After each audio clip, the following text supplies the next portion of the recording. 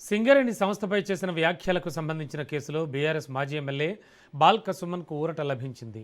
సుమన్కు high court షరతులతో కూడిన bail మంజూరు చేసింది.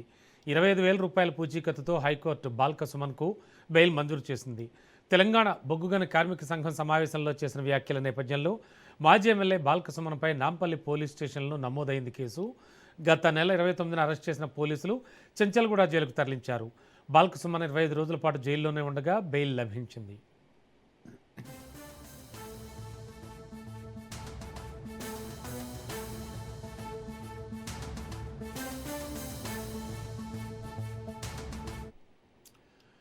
బ్రేకింగ్లో చూస్తున్నాం. సింగరేణి సంస్థపై చేసిన వ్యాఖ్యలకు సంబంధించిన కేసులో బీఆర్ఎస్ మాజీ ఎమ్మెల్యే బాల్క సుమన్కు ఊరట లభించింది.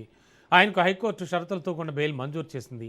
25,000 రూపాయల పూచీకత్తుతో హైకోర్టు బాల్క సుమన్కు బెయిల్ మంజూరు చేసింది. తెలంగాణ బొగ్గుగని కార్మిక సంఘం సమావేశంలో చేసిన వ్యాఖ్యల నేపథ్యంలో మాజీ ఎమ్మెల్యే బాల్క సుమన్పై నాంపల్లి పోలీస్ స్టేషన్లో కేసు నమోదైంది. అయితే గత నెల 29న అరెస్ట్ చేసిన పోలీసులు చెంచల్గూడ జైలుకు తరలించారు.